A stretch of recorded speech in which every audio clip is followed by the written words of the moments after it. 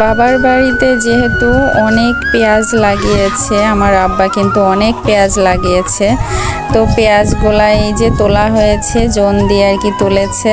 এখন ঘোড়ার গাড়ি করে পেঁয়াজের বস্তা আর কি আনা হবে। তো এই যে ঘোড়ার গাড়ি কিন্তু ভাড়া করা হয়েছে। তো ওই লোকটাই আর কি ঘোড়া পোষে। তো আগে তো গরুর গাড়িতেও নিয়ে আসা হতো, এখন আর গরুর গাড়ি দেখছি না, ঘোড়ার গাড়িতেই আর কি পেঁয়াজটা আনা হচ্ছে। বাবার বাড়ি থেকে তো যেতে ইচ্ছাই করছে না শ্বশুর বাড়িতে।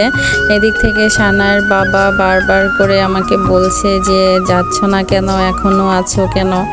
তো চিন্তা করছি যে আজকে আর কি যাব। আর আমার মেয়েটাই যে খোলামেলা পরিবেশ পেয়ে কি যে খুশি। তো এই যে বাবার বাড়িতে যেহেতু আমাদের নতুন ঘর দেয়া হয়েছে, এখনও কিন্তু প্লাস্টার করা হয় নাই। তো আমি কিন্তু এসে এই রুমেই থাকছি।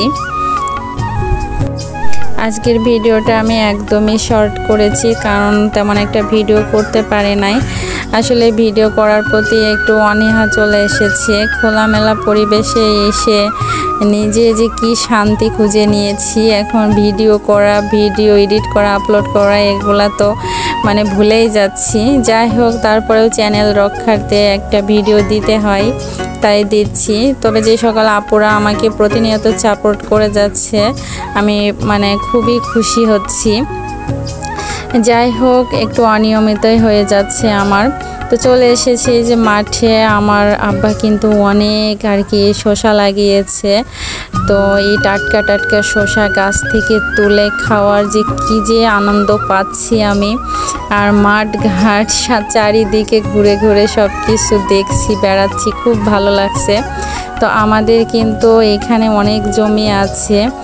তো পেঁয়াজ অনেক জায়গা জুড়ে আর কি পেঁয়াজ লাগানো হয়েছিল। তারপরে এই যে শসা লাগানো হয়েছে। তা আমরা তো ঢাকাতে আর কি শসা টাটকা খেতে পারি না। তো এই যে গাছ থেকে টাটকা টাটকা শসা তুলে নিয়ে তারপরে যে ইফতারিতে খাবো, এটার একটা স্বাদ অন্যরকম। তো অনেকটা জায়গা জুড়ে আর কি শসা লাগানো হয়েছে, খুবই ভালো লাগা কাজ করছে। আর শসা তো আমার খুবই ফেভারিট একটা খাবার, শুধু আমার না, অনেক মানুষেরই কিন্তু শসা খুবই মানে পছন্দের একটা খাবার। শসা সব রকম করেই খাওয়া যায়, সালাদ খাওয়া যায়, তারপরে এমনি কেটে খাওয়া যায়, আবার এগুলা কিন্তু তরকারিতে রান্না করে খাওয়া যায়। তরকারিতে রান্না করে খাওয়া যায় ক্ষীরাগুলা।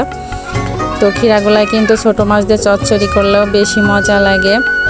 আর এই যে আমার মেয়েটা কি বলবো, রোদ্রে রোদ্রে বেড়াচ্ছে, প্রচুর রোদ। তো যারা যারা আমার ভিডিও দেখছেন অবশ্যই একটা লাইক দিয়ে দিবেন। আর আপনি যদি নতুন হয়ে থাকেন অবশ্যই আমার চ্যানেলটি সাবস্ক্রাইব করে দিবেন। আর অলরেডি যারা সাবস্ক্রাইব করেছেন তাদেরকে অসংখ্য অসংখ্য ধন্যবাদ জানাই। আর এই যে আমাদের মানে সেলো মেশিন, জমিতে পানি দেওয়ার যে মেশিনটা, ওইখানে আর কি এই যে দেখতে পাচ্ছেন, এখানে কিন্তু সেলো মেশিন, এই মেশিন দিয়ে আর কি জমিতে পানি দেওয়া হয়। কারণ এখানে প্রায় এই যে যত দূর পর্যন্ত চোখ যাচ্ছে তত দূর পর্যন্ত কিন্তু আমাদের জমি, মানে আমার বাপ চাচাদের এখানেই সব জমি।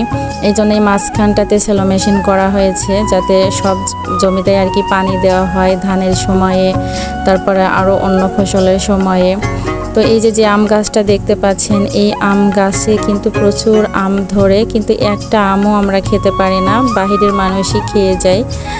তো এই গাছের আমও কিন্তু অনেক ভালো।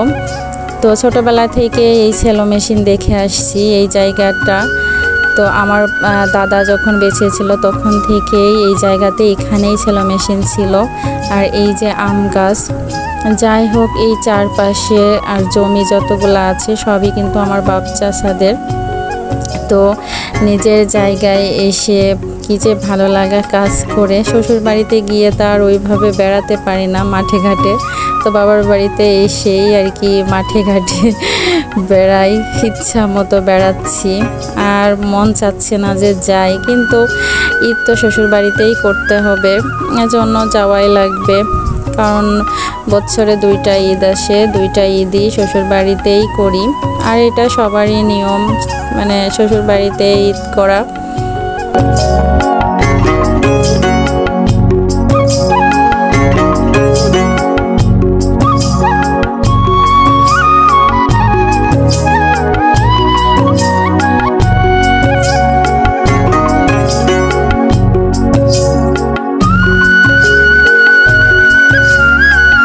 এই যে এখানে খুব সুন্দর সুন্দর মেহগনি গাছ হয়েছে, মেহগনি গাছগুলা কিন্তু আমাদের।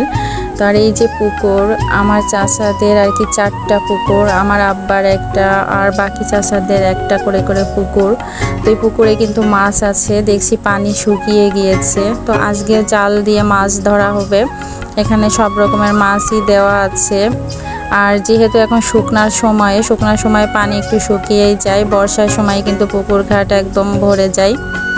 তো আজকের মতো আমার ভিডিওটা যেহেতু একদমই ছোট করেছি, বেশি বড় করি নাই, আর তেমন একটা ভিডিও করা হয় নাই, যেহেতু খুব রিল্যাক্সে আছি। তো সবাই ভালো থাকবেন, আল্লাহ হাফেজ, আসসালামু আলাইকুম।